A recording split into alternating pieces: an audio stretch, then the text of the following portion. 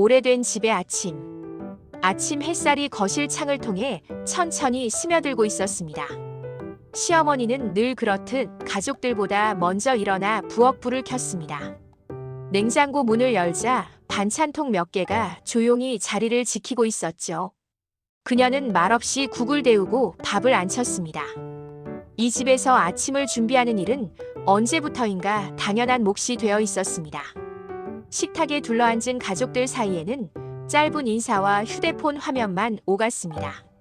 며느리는 일정 이야기를 하며 바쁜 하루를 예고했습니다. 아들은 출근 시간을 확인하며 고개만 끄덕였죠. 시어머니는 그저 반찬을 옮기며 모두의 그릇을 살폈습니다. 잠시 뒤 며느리의 말이 아무렇지 않게 흘러나왔습니다.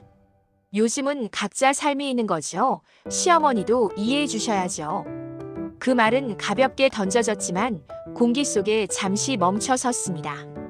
아들은 불편한 기색을 느꼈지만 애써 모른 척 밥을 먹었습니다. 손주들은 그 의미를 알지 못한 채 숟가락만 움직였습니다. 시어머니는 아무 대답도 하지 않았습니다. 그녀의 손은 잠시 멈췄다가 다시 움직였을 뿐이었습니다. 하지만 그 말은 마음속 깊은 곳에 또렷하게 남았습니다. 가족이라는 말의 자리가 어디까지인지 처음으로 생각하게 되었죠. 식사가 끝나고 가족들은 각자의 외출 준비를 했습니다. 현관문이 닫히는 소리가 차례로 울렸습니다. 집안에는 시어머니 혼자만 남았습니다. 그녀는 한동안 식탁 앞에 서서 아무도 없는 자리를 바라봤습니다. 잠시 후 시어머니는 안방 서랍을 열었습니다. 오래된 서류 봉투와 통장들이 가지런히 정리되어 있었습니다. 젊은 시절부터 차곡차곡 모아온 삶의 기록이었죠. 그녀는 서류를 한 장씩 꺼내며 조용히 숨을 고릅니다. 이 아침은 평소와 다르지 않아 보였지만 시어머니의 마음속에서는 분명 무언가가 시작되고 있었습니다. 이 여행을 앞둔 집 며느리는 거실 한가운데에 앉아 여행 일정을 다시 확인하고 있었습니다. 휴대폰 화면에는 비행시간과 호텔 예약 내역이 빼곡히 떠 있었죠. 아들은 회사에 휴가 신청이 잘 처리됐는지 통화를 하고 있었습니다. 집 안 분위기는 들떠 있었고 바쁘게 흘러가고 있었습니다. 시어머니는 그 모습을 조금 떨어진 곳에서 지켜보고 있었습니다. 누구도 그녀에게 여행 이야기를 직접 꺼내지 않았습니다. 함께 갈지, 집에 남을지에 대한 질문도 없었죠. 그녀는 이미 자신의 자리가 어디인지 알고 있다는 듯 고개를 끄덕였습니다. 저녁 식사 자리에서 며느리는 여행 중 아이들 일정만을 이야기했습니다. 시어머니의 역할은 손주를 챙겨주는 이야기 속에서조차 빠져 있었습니다. 아들은 대화에 끼지 못한 채 반찬만 집어들었습니다. 시어머니는 묻지 않았고 기대하지도 않았습니다. 식사가 끝난 뒤 며느리는 여행 가방을 꺼내 펼쳤습니다. 시어머니는 말없이 설거지를 하며 그 소리를 들었습니다. 물 흐르는 소리와 지퍼 여는 소리가 겹쳐 흘러갔습니다. 그날 밤 시어머니는 자신의 방에서 달력을 꺼내보았습니다. 여행 날짜에 동그라미를 치며 조용히 시간을 계산했습니다.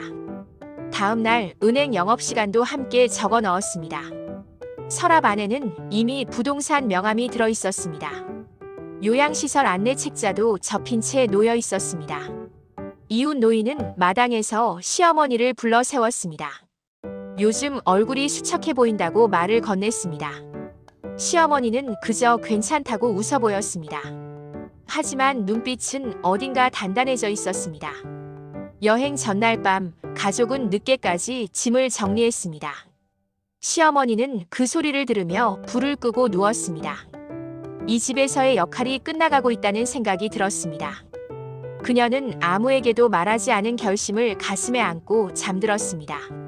정리의 첫날. 가족이 떠난 다음 날 아침, 집은 낯설 만큼 조용했습니다. 시어머니는 알람 없이도 평소처럼 일찍 눈을 떴습니다. 부엌 불을 켜지 않고 곧장 외출복으로 갈아입었습니다. 거울 속 얼굴은 담담했고 망설임은 보이지 않았습니다. 그녀는 서류 봉투를 가방에 넣고 집을 나섰습니다. 현관문을 닫는 소리는 유난히 크게 울렸습니다. 은행에 도착하자 직원은 익숙한 얼굴로 인사를 건넸습니다. 시어머니는 미리 번호표를 뽑고 차례를 기다렸습니다. 창구 앞에 앉은 그녀는 적금과 예금 통장을 하나씩 내밀었습니다. 직원은 해지 사유를 확인하며 고개를 들었습니다. 시어머니는 노후 정리라고 짧게 답했습니다. 손은 떨리지 않았고 서명도 또박또박 이어졌습니다. 이어 보험 창구로 이동해 장기간 유지해온 보험을 해지했습니다. 직원은 다시 한번 생각해보라 권했지만 그녀의 표정은 변하지 않았습니다. 종이 위에 쌓여가는 도장은 오히려 마음을 가볍게 했습니다. 수십 년 동안 묶여있던 숫자들이 하나씩 정리되었습니다. 집으로 돌아오는 길, 시어머니는 잠시 걸음을 멈췄습니다. 동네 골목은 평소와 다르지 않았습니다. 하지만 그녀에게는 전혀 다른 풍경처럼 느껴졌습니다. 집에 들어온 시어머니는 장롱과 서랍을 열기 시작했습니다. 아이들 옷, 오래된 이불, 쓰지 않는 그릇들이 차례로 밖으로 나왔습니다. 기증할 물건과 처분할 물건을 구분해 놓았습니다. 손주 사진은 따로 작은 상자에 담았습니다. 해가 기울 무렵 거실은 눈에 띄게 비어 있었습니다. 시어머니는 바닥에 앉아 한숨 돌렸습니다. 이상하게도 허전함보다 정돈된 느낌이 먼저 찾아왔습니다. 그녀는 처음으로 이 집에서 혼자가 아니라 자유롭다고 느꼈습니다. 까불기란 전화. 여행 중이던 며느리는 호텔 로비에서 휴대폰을 내려다보고 있었습니다. 낯선 번호가 여러 차례 찍혀 있었고 잠시 망설이다 전화를 받았습니다. 상대는 동네 부동산 중개인이었습니다. 집 매물 확인차 연락했다는 말이 이어졌습니다. 며느리는 순간 말을 잃었습니다. 분명 그런 이야기를 한 적이 없었기 때문입니다. 전화를 끊은 뒤에도 손에서 휴대폰이 쉽게 떨어지지 않았습니다.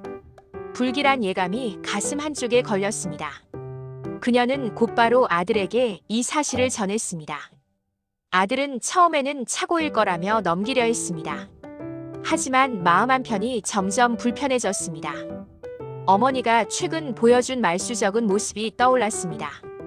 그때 이웃 노인에게서 아들에게 전화가 걸려왔습니다. 시어머니가 며칠 전부터 은행과 부동산을 오갔다는 이야기가 전해졌습니다.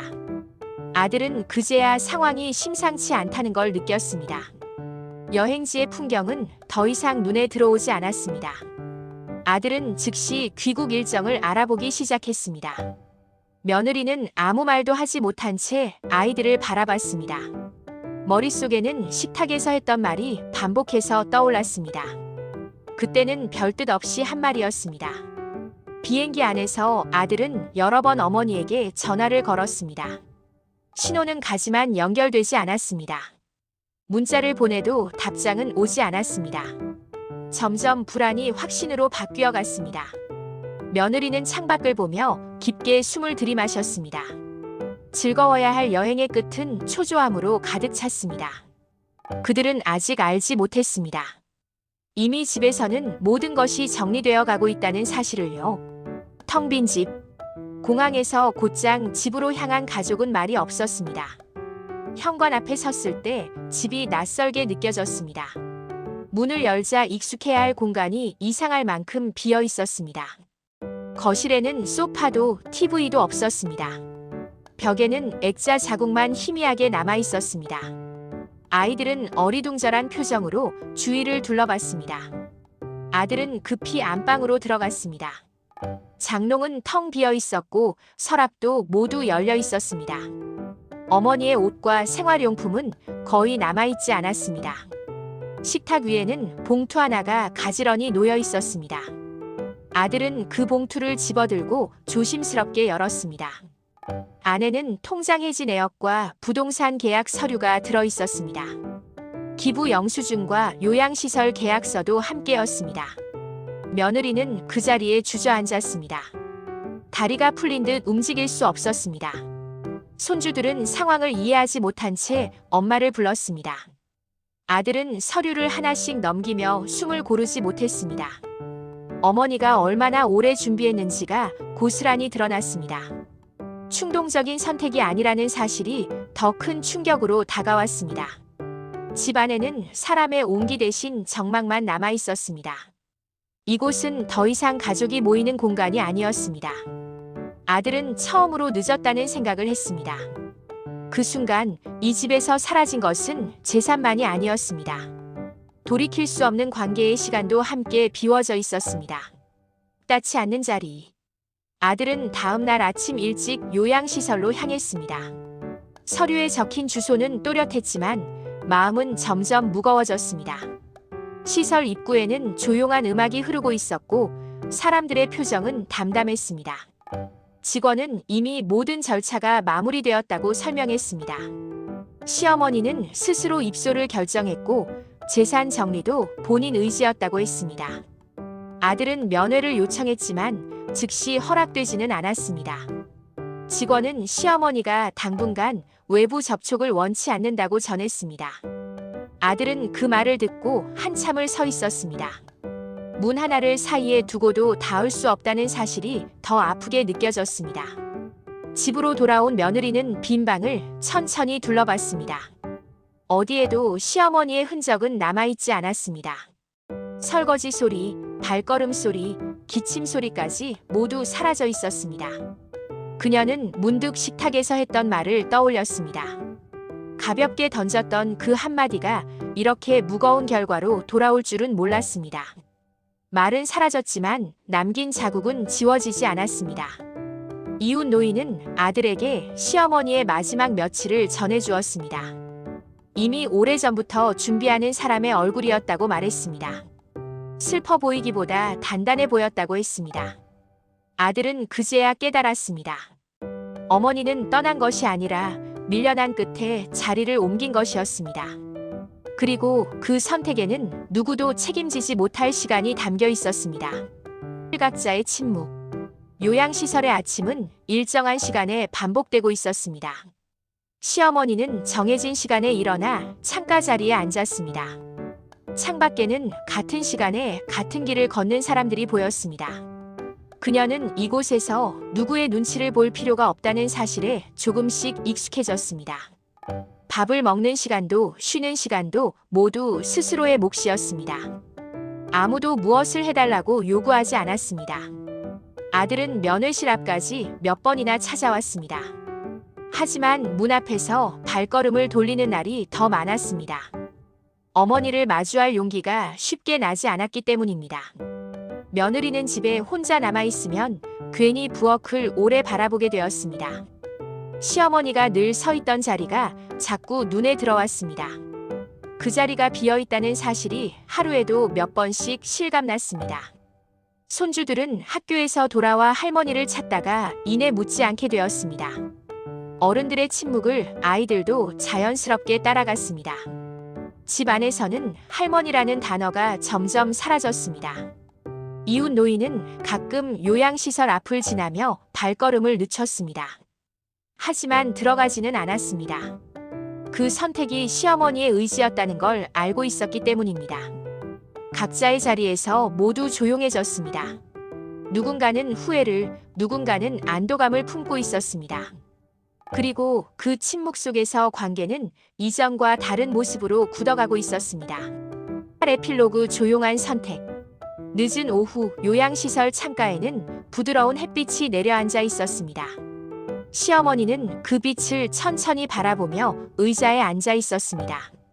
손에는 더 이상 집 열쇠도 통장도 쥐어져 있지 않았습니다. 창밖에서는 다른 노인들이 천천히 산책을 하고 있었습니다. 누군가는 누군가의 어머니였고 누군가는 오래전 가장이었을 겁니다. 하지만 이곳에서는 모두가 같은 하루를 살아가고 있었습니다. 시어머니는 자신을 부르는 역할이 사라졌다는 사실을 실감합니다. 누구의 밥을 챙겨야 할 이유도 눈치를 볼 필요도 없었습니다. 그 공백이 처음엔 낯설었지만 점점 숨이 쉬어졌습니다. 집에 남아있던 아들은 문득 어머니가 쓰던 작은 방 앞에 섭니다. 비어있는 방은 말이 없었지만 많은 이야기를 남기고 있었습니다. 며느리는 그 앞을 지나며 고개를 숙였습니다. 가족이라는 말은 여전히 그 집에 남아있었지만 그 의미는 이전과 같지 않았습니다. 말 한마디가 사람을 어디까지 밀어낼 수 있는지 모두가 알게 되었습니다. 요양시설에서 시어머니는 천천히 눈을 감았다 뜹니다. 후회는 없었습니다. 이 선택은 떠남이 아니라 스스로를 지키는 일이었기 때문입니다.